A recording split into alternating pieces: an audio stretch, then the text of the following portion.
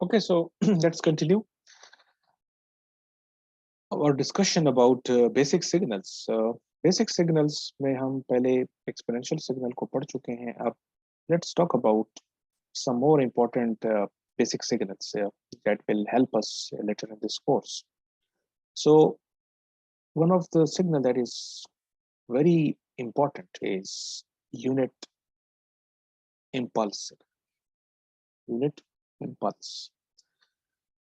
And because this signal is very closely related to another basic signal, उसको भी हम discuss करेंगे और उस सिग्नल को हम कहते हैं unit step signal. Let's talk about these two signals, unit impulse signal and unit step signals. So पहले इसको हम discrete time में देख लेते हैं कि अगर हमारे पास discrete time में unit impulse signal हो या unit step signal हो, मैथमेटिकली इसको हम कैसे रिप्रेजेंट करते हैं और फिर उसको ग्राफिकली कैसे रिप्रेजेंट करते हैं.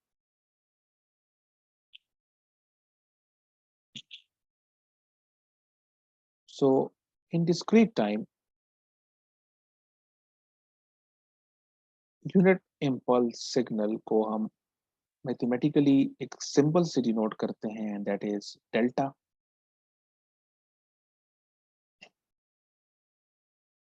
So whenever you use this symbol, that is delta, that is the known symbol that we used for unit impulse signal. Now you people might have already signal को पहले भी किसी कोर्स में पढ़ चुके होंगे. तो ये सर पिछले क्लास में पढ़ चुके हैं जी मंडे. सर ये दूसरे सब्जेक्ट में पढ़ चुके हैं. पढ़ चुके हैं. तो चले मुझे बता दें कि क्या प्रॉपर्टी होती है यूनिट इम्पल्स सिग्नल की. सर जी t इज इक्वल टू 0 पर 1 होता है, बाकी सब जगह पर 0 होते हैं. ओके, सो अगेन आप इसको आप जी दोबारा कहें. 1 के बराबर है. क्या होगा सर जी 1 होगा for t is equal to 0 और 0 होगा एल्सवेयर, यानी दूसरी जगह. ओके, सो इसको मैं लिख रहा हूँ, जो आपने स्टेटमेंट दी है इसको हम लिख लेते हैं. What you are saying is कि डेल्टा ऑफ n जो होगा ये 0 होगा या ये इसकी वैल्यू क्या हो सकती है, 1 हो सकती है. ओके, और 0 कब होगा, जब n जो है 0 के बराबर ना हो. और ये 1 के और 1 के बराबर कब होगा, जब value 0. Again, let me repeat the instructions. This is not the first time कि आप ऑनलाइन लेक्चर ले रहे हैं. दोबारा से मैं रिपीट कर लेता हूँ कि काइंडली जब आप कोई क्वेश्चन पूछ रहे हो या किसी क्वेश्चन का आंसर दे रहे हो, तो उस वक्त तो आप माइक को अनम्यूट कर दें और उसके फौरन बाद काइंडली अपने माइक को म्यूट कर दिया करें. Okay, so this is the mathematical representation of a unit impulse signal, and it is one of the simplest signal in discrete time कि इसकी सिग्नल की वैल्यू सिर्फ नॉन जीरो है n इक्वल टू 0 के ऊपर, और इसके अलावा n की जो भी वैल्यू आप लेंगे इसकी वैल्यू जो है वो 0 के बराबर. इसका मतलब है कि इसको अगर मैं ग्राफिकली अगर रिप्रेजेंट करेंगे तो इस तरह रिप्रेजेंट करेंगे. You take this axis, this is n. So only signal की जो वैल्यू है वो ये है, 0 पे इसकी वैल्यू जो है 1 के बराबर है, तो यहाँ पे हम इसको इस तरह शो करेंगे 1. और n की जो भी वैल्यू हम लें पॉजिटिव साइड पे अप टू इंफिनिटी 0 के बराबर है, और चाहे हम नेगेटिव साइड पे चले जाएं वहाँ पे भी इसकी वैल्यू 0 के बराबर. सो 1 2 3 -1 -2 -3, और यहाँ पे हम अलोंग y एक्सिस हम शो करेंगे कि ये हम डेल्टा n की बात कर रहे हैं.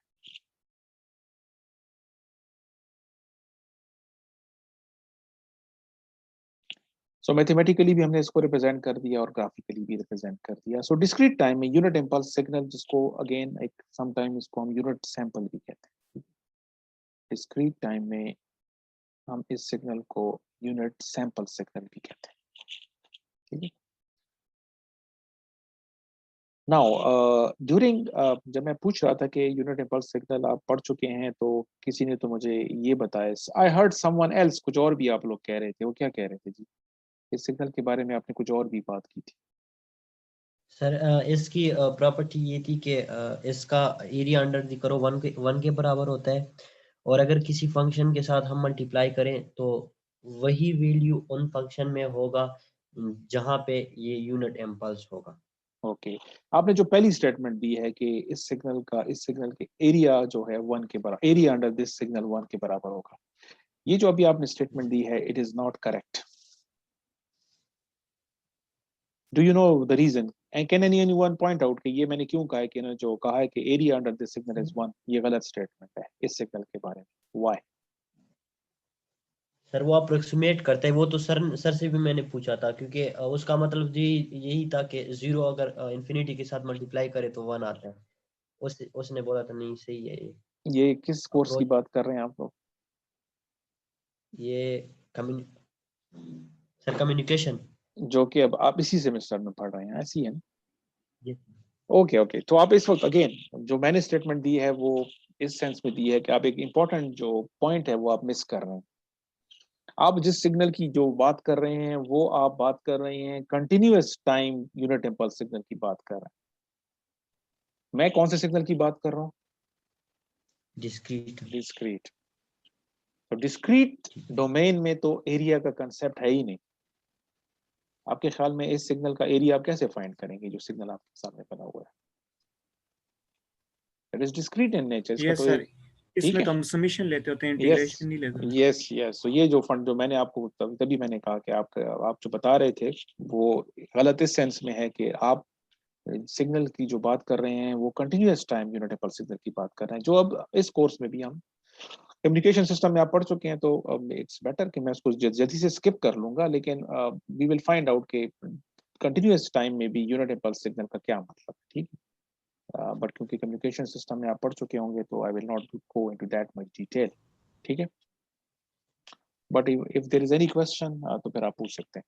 सो इस सिग्नल को एक और इम्पोर्टेंट पॉइंट वो जो मैंने कहा था कि this signal is closely related to unit step signal, तो यूनिट स्टेप सिग्नल को डिफाइन कर लेते हैं और फिर देखते हैं कि इनका आपस में क्या रिलेशनशिप।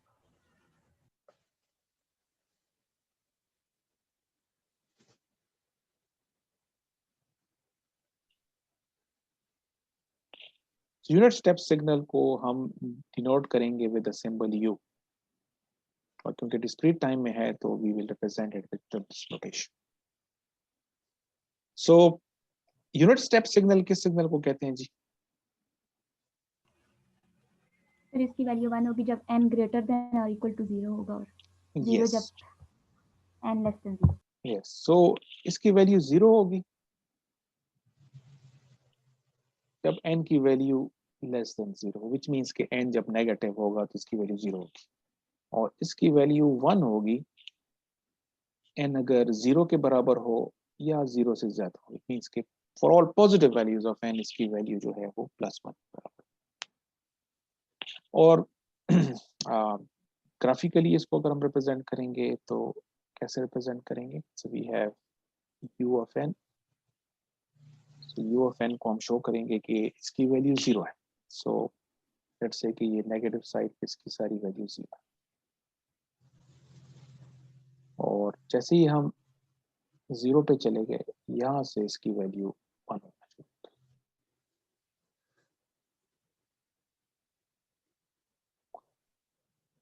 So 1 2 3 -1 -2 -3 और यहाँ पे हम लिख देंगे 1।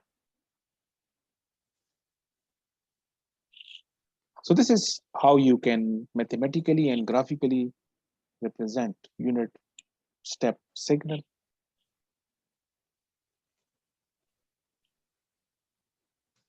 Now ये दो सिग्नल मैंने डिफाइन कर लिए, अब क्योंकि इसको हमने साथ दोनों को साथ पढ़ने का मकसद यही था कि इनका आपस में क्लोज रिलेशनशिप है। So let's find out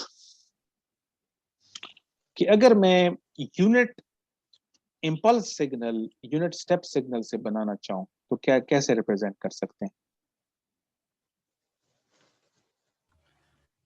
unit step signal से मैं यूनिट इम्पल्स सिग्नल बनाना चाहता हूँ, तो क्या करना पड़ेगा आपके ख्याल? u of Sir, n you- minus you- u of n minus 1 is okay, so relationship की बात कर रहे हैं हम लोग। डेरिवेटिव लेंगे सर, डेरिवेटिव। डेरिवेटिव लेंगे। चलें जी, यहाँ पे कौन इस स्टेटमेंट को एलोबरेट करेगा? इन्होंने जो स्टेटमेंट दिया है कि डेरिवेटिव लेंगे, ये सही कह रहे हैं? सर जी ये डिस्क्रीट में तो डेरिवेटिव नहीं ले सकते। नहीं ले सकते, यस। सर जी u of n minus u of n minus 1 करेंगे तो वो फिर आ जाएगा। यस, सो पहला रिलेशनशिप ये है कि अगर मेरे पास मैं चाहता हूं कि यूनिट इम्पल्स सिग्नल को in terms of unit step signal लिख लूं, तो मैं क्या करूंगा? u ऑफ n से सब्ट्रैक्ट करूंगा मैं u ऑफ n माइनस 1।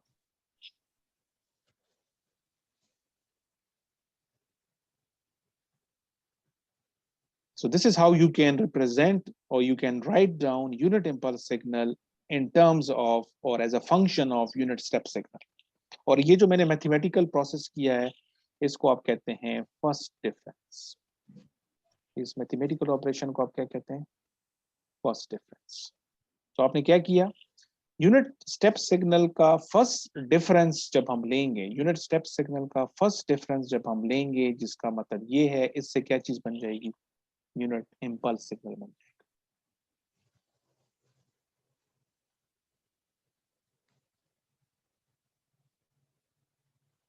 तो जो लोग डेरिवेटिव का वर्ड यूज कर रहे थे, नाउ दे नो कि डेरिवेटिव नहीं, इसको हम कहते हैं डिफरेंस। डिस्क्रीट टाइम में derivative has no meaning. It means आपको डेरिवेटिव का जो कॉरेस्पॉन्डिंग ऑपरेशन डिस्क्रीट डोमेन में करना पड़ेगा, उसको हम कहते हैं डिफरेंस। सो फर्स्ट डेरिवेटिव का कॉरेस्पॉन्डिंग ऑपरेशन क्या हो जाएगा? First difference. Okay, now this is one possible relationship, but what if I want कि मैं u of n को in terms of unit impulse signal लिखना चाहूँ, तो फिर क्या करना पड़ेगा? समेशन की फॉर्म में। यस, तो जो लोग इंटीग्रेशन का वर्ड कुछ लोग यूज कर रहे थे, बैकग्राउंड में जो आवाज आ रही थी, तो इंटीग्रेशन का ऑपरेशन आप कंटिन्यूअस टाइम में कर सकते हैं, और इसका कॉरेस्पॉन्डिंग ऑपरेशन डिस्क्रीट टाइम में क्या होगा? समेशन। तो अगर आप यूनिट इम्पल्स सिग्नल को सम करें from minus infinity up to n, तो समेशन ऑफ, इसको हम कहते हैं, इसको इसके लिए भी मैं, ये जो मैंने मैथमेटिकल ऑपरेशन अप्लाई किया है, ये मेरे पास यूनिट इम्पल्स सिग्नल है, ठीक है। Also you need to understand कि मैं यहाँ पे m का सिंबल यूज कर रहा हूँ, बट m जो है वो एक इंटीजर है, क्योंकि डिस्क्रीट डोमेन की हम बात कर रहे हैं। मैंने इसको m की फॉर्म में लिखा हुआ है, वेरिएबल मैंने m कर दिया है, सच दैट m की लोअर लिमिट माइनस इंफिनिटी है और अपर लिमिट जो है वो n, जो कि इसको कॉरेस्पॉन्ड कर, इसको m को आप डमी वेरिएबल भी कह सकते हैं। ये जो मैंने ऑपरेशन अप्लाई किया है, इसको हम कहते हैं running sum.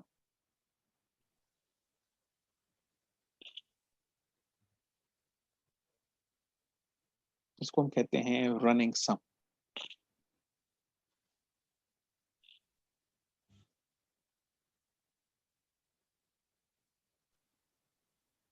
So if you take the first difference of unit step signal, you will get unit impulse signal. If you take the running sum of unit impulse signal, you will get unit step signal.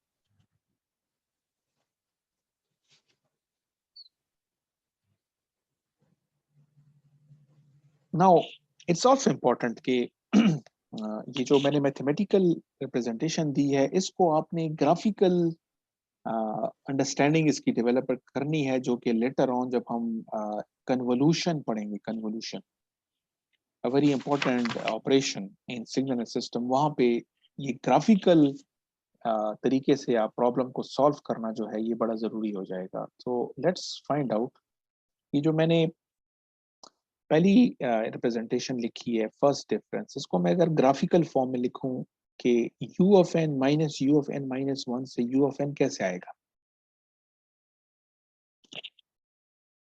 सो मैं पहले u of n बनाता हूं आपके सामने।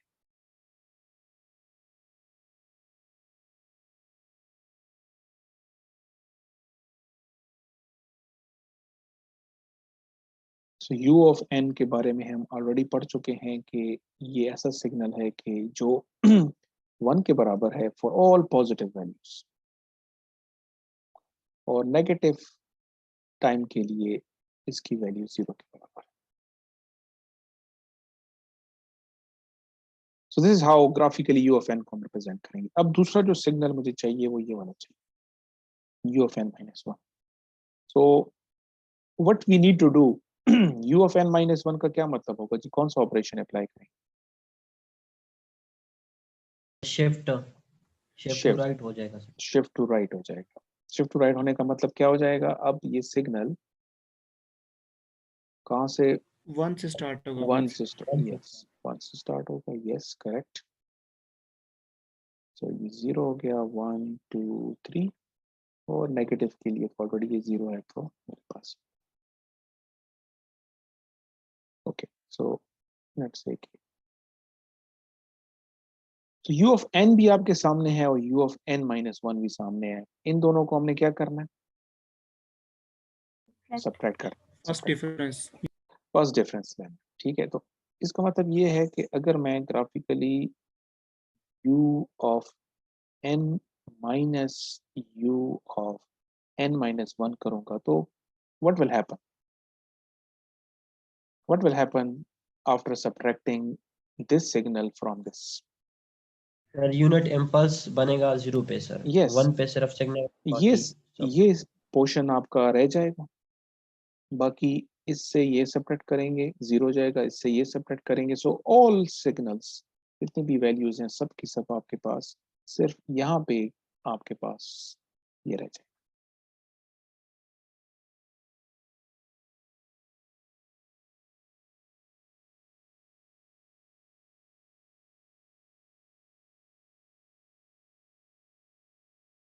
सो इस वक्त आपके सामने जो ग्राफिकली एक सिग्नल नजर आ रहा है, ये किस किस्म का सिग्नल है? इस सिग्नल को हमने क्या नाम दिया हुआ है?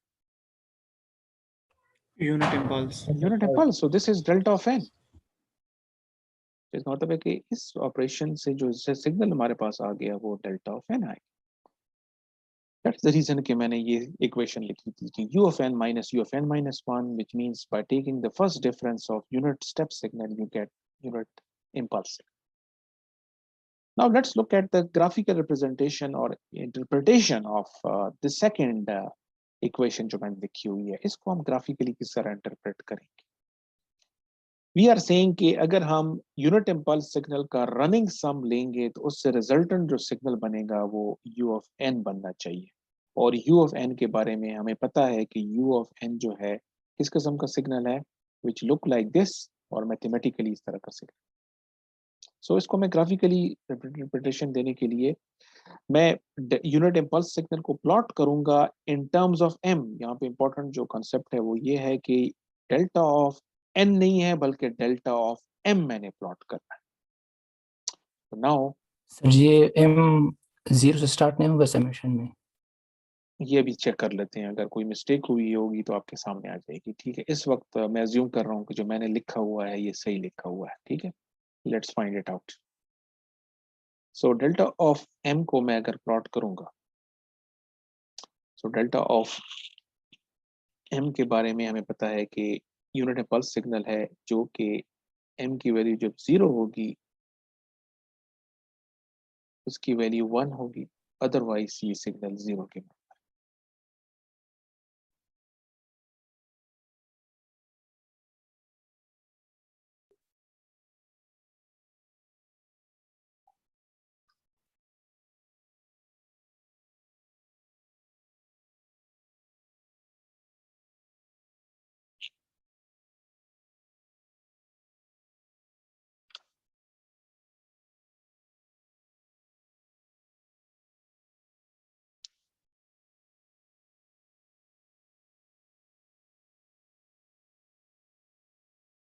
Okay, now let's look at it. यहाँ पे जो मैंने लिखा हुआ है कि हमने इस सिग्नल को इसका रनिंग सम फाइंड करना है। m की वैल्यू मैंने एज्यूम की है, मैंने ली है कि माइनस इन्फिनिटी से स्टार्ट करना पड़ेगा, अप टू n तक जाना पड़ेगा। ठीक हो गया। अब पहले हमें n की वैल्यू डिसाइड करनी पड़ेगी कि हम स्मॉल n की कौन सी वैल्यूज के लिए ये रिलेशनशिप देखना चाह रहे हैं। ठीक है, तो पहले केस में मैं ज्यूम कर लेता हूँ कि n जो है एक ऐसा नंबर है जो कि नेगेटिव नंबर है। ठीक है, n क्या है, लेस देन 0। ठीक है, तो मैं इसको यहाँ पे लिख रहा हूँ, for n less than 0। n जब लेस देन 0 है तो आपका जो समेशन है आपने किस रेंज में कर रहे हैं, m माइनस इन्फिनिटी से अप टू सम नंबर जो कि नेगेटिव नंबर होगा, ऐसे ही है। सो इसका मतलब ये है कि मेरा जो इंटरवल ऑफ समेशन है वो क्या होगा, इंटरवल ऑफ समेशन। यहाँ पे मैं एग्जांपल के तौर पर ले लेता हूँ, लेट्स अज्यूम कि n की जो वैल्यू है वो यहाँ पे कहीं है। ठीक है, मैं यहाँ पे इसको थोड़ा सा इरेज कर लेता हूँ। So just to give you an idea कि लेट्स अज्यूम कि n यहाँ पे कहीं होगा, क्योंकि n क्या है, लेस देन 0 है ना। इसका मतलब है कि इस 0 से इस जगह पे कहीं भी हो सकता है। मैंने जस्ट एग्जांपल के तौर पर अज्यूम कर लिया कि ये, इसका मतलब है कि मैं समेशन कहाँ से कर रहा हूँ, मैं समेशन कर रहा हूँ माइनस इन्फिनिटी से n तक। तो मेरे पास इंटरवल ऑफ समेशन क्या हो जाएगा, मैं यहाँ से कहीं से स्टार्ट लूंगा और कहाँ तक मैंने इसको सम करना है, यहाँ तक करना है। तो मैं इसको कहूंगा कि ये मेरा इंटरवल ऑफ समेशन है। आपके ख्याल में इस केस के लिए आंसर क्या आएगा, क्या आंसर 0 आएगा? यस, 0 0 आ गया। तो मैंने रिजल्ट क्या आ गया कि जब मैंने इस सिग्नल का सम लिया, ठीक है, इससे आंसर क्या आ गया, 0 आ गया। जिसका मतलब क्या हुआ, ये u ऑफ n है, क्योंकि हमारे पास इक्वेशन ये है। ठीक है, u of n equal to summation of this. So u of n की वैल्यू क्या आ गई, 0 आ गई। कौन से केस के लिए, जब n क्या है, लेस देन 0। एस, ठीक है। अब आप चेक कर लें कि क्योंकि n की वैल्यू मैंने स्पेसिफाई नहीं की, n की वैल्यू मैंने सिर्फ ये कहा है कि ये लेस देन 0 होगी। तो लेस देन 0 का मतलब है कि ये -1 भी हो सकता है, -2 भी हो सकता है, -3। तो मैंने इसको जनरलाइज कर लिया है कि अगर n लेस देन 0 है, for all this cases u of n जो कि इसके समेशन के बराबर है, ये 0 के बराबर है। ठीक हो गया। अब हम दूसरा केस ले लेते हैं। ये तो मैंने n को नेगेटिव लिया, अगर n इक्वल टू या ग्रेटर देन 0 होगा तो फिर क्या होगा। सो नाउ सेकंड केस देख लेते हैं।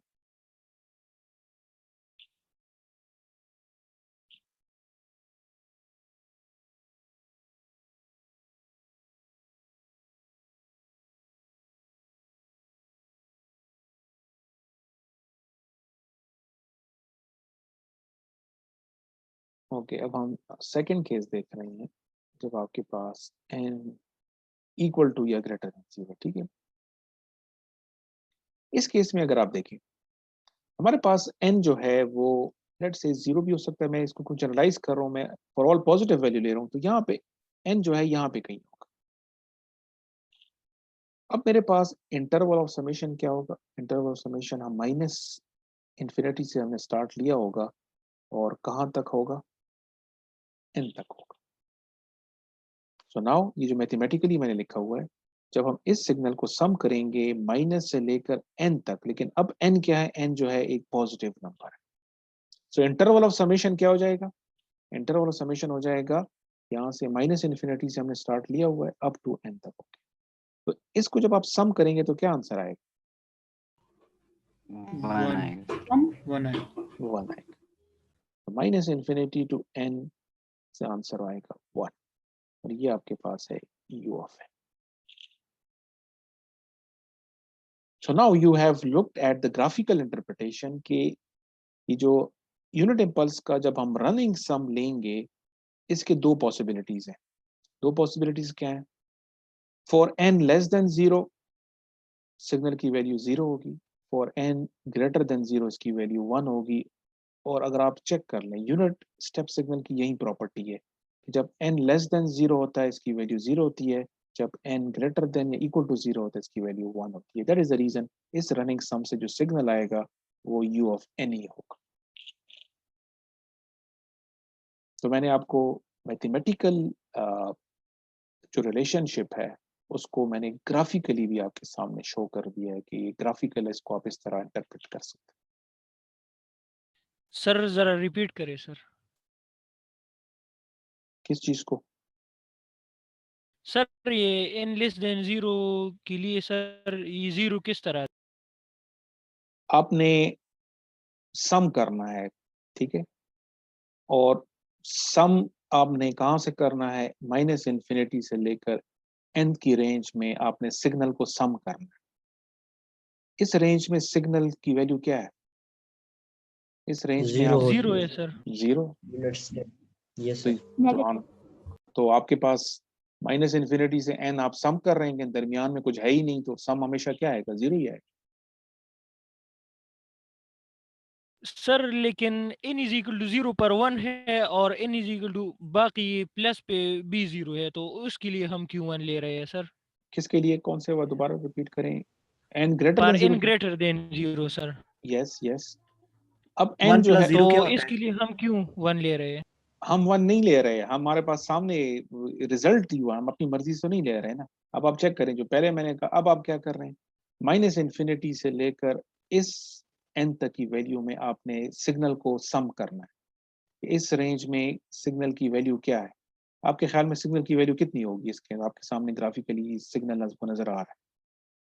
आप जब ऐड करेंगे तो फाइनल रिजल्ट क्या होगा इस समेशन का? ओके सर 1 आएगा 1 ही आएगा। सर। ठीक, चाहे आप n को 0 ले लें, चाहे आप n को 1 ले लें, n इक्वल टू 2 ले लें, for every value of n which is positive और 0, आपके पास समेशन से आंसर क्या आएगा? 1 आएगा। 1 आएगा। क्लियर हो गया जी अभी? Yes sir. Okay.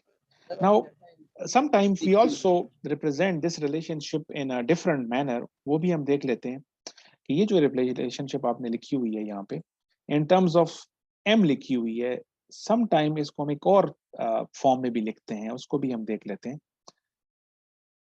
So let's introduce another variable, इसको हम इस वक्त k से replace कर लेते हैं। Let's say कि हम एक variable introduce कर रहा हूँ मैं k, such that k जो है वो अब n माइनस m के बराबर है। ठीक है, तो यहाँ पे जो m आपको नजर आ रहा था, यहाँ पे इस m को अब मैं इन टर्म्स ऑफ k लिखना चाह रहा हूँ, सच दैट कि k का m के साथ क्या रिलेशनशिप है कि k is equal to small n minus m। It means कि m जो है वो n माइनस k के बराबर हो जाएगा। सो जो मैंने रिलेशनशिप लिखी थी, डेल्टा ऑफ m लिखी थी, अब m की जगह मैं क्या लिखूंगा? n माइनस k लिख दूंगा। लेकिन जो मैंने क्योंकि वेरिएबल चेंज कर दिया है, पहली रिप्रेजेंटेशन में मैं, मेरा जो वेरिएबल था m था, तो एज अ रिजल्ट लिमिट्स भी मैंने इन टर्म्स ऑफ m लिखी थी। अब क्योंकि मैंने वेरिएबल चेंज कर दिया है, m की जगह मैंने k इंट्रोड्यूस कर लिया है, तो एज अ रिजल्ट समेशन अपर और लोअर लिमिट को भी मुझे इन टर्म्स ऑफ k लिखना पड़ेगा। Now the question is, using this relationship, आपके ख्याल में लोअर लिमिट क्या होगी और अपर लिमिट क्या होगी? 0 होगी सर। लोअर लिमिट 0 होगी, यस। और अपर लिमिट क्या होगी? infinity, positive. Positive infinity. So this is another way of writing a relationship. ठीक है, so sometimes हम इस representation को भी use करेंगे and most of the time हम इस relationship को फिर use करते हैं। ठीक है, so relationship again वही, मतलब अभी भी वही है कि आपने unit impulse signal का running sum लिया हुआ है। What has happened is कि हमने इसको एक different mathematical form में लिख दिया है। अब यहाँ पे n माइनस के आ गया, लेकिन इससे भी वही रिजल्ट आएगा। ठीक है, इसको भी आप ग्राफिकली भी इंटरप्रेट कर सकते हैं and you will still get the same answer जो कि पहले केस में था, ठीक है। So what you will find is कि इसका रिजल्ट क्या होगा, 0 होगा जब भी आप इसको n लेस देन 0 के लिए समेशन को देखेंगे, और इससे रिजल्ट 1 ही आएगा जब आप n को इक्वल टू या ग्रेटर देन 0 आएंगे, ठीक। सो ये जो राइट साइड पे आपके पास समेशन है, इसके दो पॉसिबल आंसर हैं, 0 जिस कंडीशन के लिए और 1 इस कंडीशन के लिए। और क्योंकि इस समेशन से जो रिजल्ट आ रहा है वो बिल्कुल यूनिट स्टेप की प्रॉपर्टी है, तो इट मींस कि इस समेशन से जो सिग्नल आएगा उसको मैंने यू ऑफ एन कह दिया।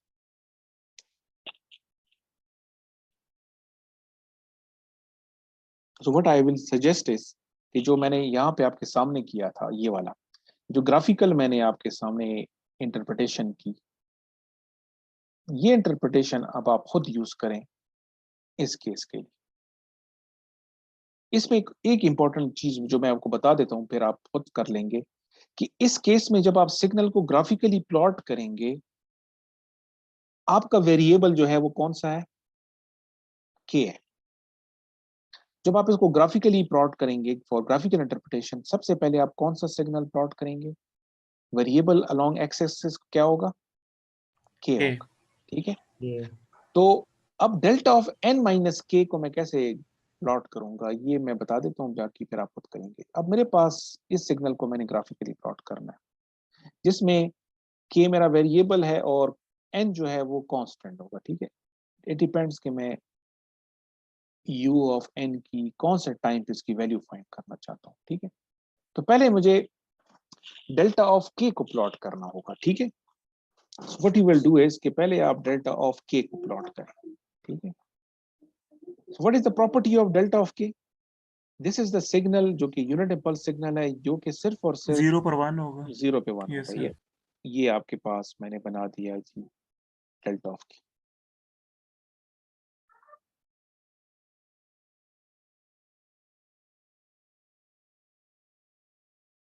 ओके, फिर आप कौन सा सिग्नल बनाएंगे, ये अगेन इफ यू रिमेम्बर हमने delta of n।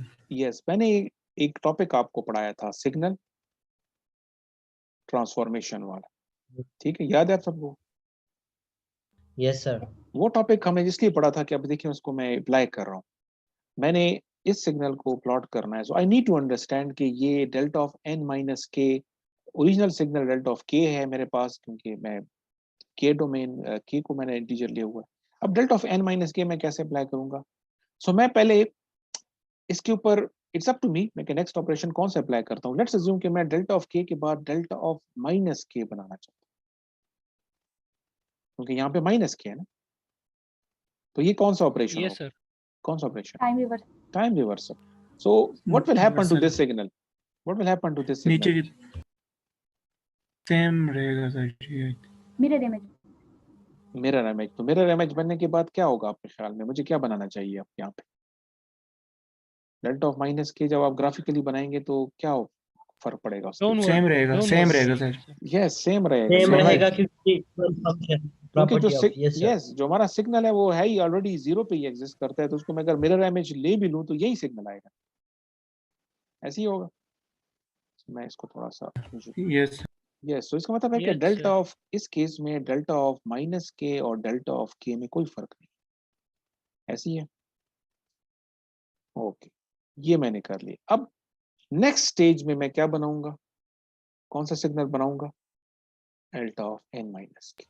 अब ये डिपेंड करेगा कि ये जो n है, या ये पॉजिटिव में ले रहा हूं या मैं इसको नेगेटिव ले रहा हूं। आपके ख्याल में ये कौन सा ऑपरेशन, आप जब आप इस सिग्नल से ये बनाएंगे तो कौन सा ऑपरेशन अप्लाई करेंगे, शिफ्ट वाला सर जी। Yes, this is time shift operation. And you already know कि टाइम शिफ्ट का दो पॉसिबिलिटीज हो सकती है, हमारा सिग्नल लेफ्ट पे भी शिफ्ट हो सकता है, हमारा सिग्नल राइट पे भी शिफ्ट हो सकता है, ऐसे ही है। Yes yes sir. सर। तो अगर मैं कहूँ ये वाला केस जो है, जब आप डेल्टा ऑफ n माइनस के को प्लॉट करेंगे थर्ड केस में, ठीक है, यहाँ पे मैं इसको लेट्स अज्यूम कि मैं इसको अज्यूम कर लेता हूँ कि जो पहला मैंने सिग्नल प्लॉट किया है ये डेल्टा ऑफ माइनस के वाला है। अब आपने कौन सा सिग्नल प्लॉट करना है? डेल्टा ऑफ n माइनस के को प्लॉट करना है सच दैट n जो है एक नेगेटिव नंबर है। So what will happen to this signal? जी, इस सिग्नल पे क्या फर्क डिले पड़ेगा हो जब जाएगा। सर जी जी सेम रहेगा उसी तरह। क्या होगा? शिफ्ट पे शिफ्ट हो नेगेटिव जाएगी। Number what will happen? Sir एक स्टेप आगे जाएगा सर, एक स्टेप आगे जाएगा, 1 पे एक शिफ्ट हो व्हाई यू आर सेइंग कि एक स्टेप होगा? किस बेस पे आप कह रहे सर। n इंटीजर है ना सर, हैं? यस इंटीजर है बिल्कुल, तो n यस सर 0 है, लेस देन 0 के लिए 0 है तो कुछ नहीं हो सर सिग्नल को। जी, कौन इसको क्लियर करेगा जी? अब आपने सिग्नल पर नहीं बनाना है, होगी sir, what will happen to अगर दिस हम सिग्नल? जी जी डिफिनेशन को अप्लाई करें तो 0 हो जाएगी, क्या होगा? शिफ्ट ही नहीं होगा। डिफिनेशन को अप्लाई करेंगे तो सर 0 होगी, शिफ्ट ही नहीं होगा।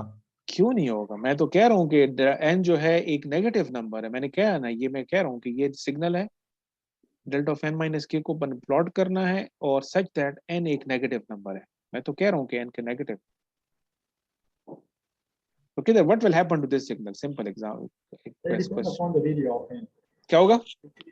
Depend upon the value of n. N is a constant. तो मैं तो कह रहा हूँ कि कांस्टेंट है, लेकिन मैं कह रहा हूँ, ये मैं सर बता अगर रहा हूँ नेगेटिव सर नेगेटिव अगर है। n नेगेटिव है तो हमारे साथ राइट पे शिफ्ट सर जी इसी जगह पर रहेगा, इसी जगह पर। राइट पे शिफ्ट होगा। राइट पे शिफ्ट होगा, ऐसे ही है जी। Yes sir. राइट पे नहीं, लेफ्ट पे शिफ्ट होगा। ये सिग्नल जो है 0 के बजाय अब आपके पास डिपेंडिंग अपॉन द वैल्यू यहाँ पे आ जाए। तो ये डेल्टा ऑफ n माइनस के होगा, और जब n को आप पॉजिटिव लेंगे तो फिर ये सिग्नल किधर शिफ्ट कर जाएगा? राइट पे शिफ्ट कर जाएगा। ठीक है, तो ये आपके पास लेफ्ट शिफ्ट होगा, और जब आप n ग्रेटर देन 0 लेंगे तो ये राइट शिफ्ट होगा। Okay, let's continue this lecture in the next session. Okay.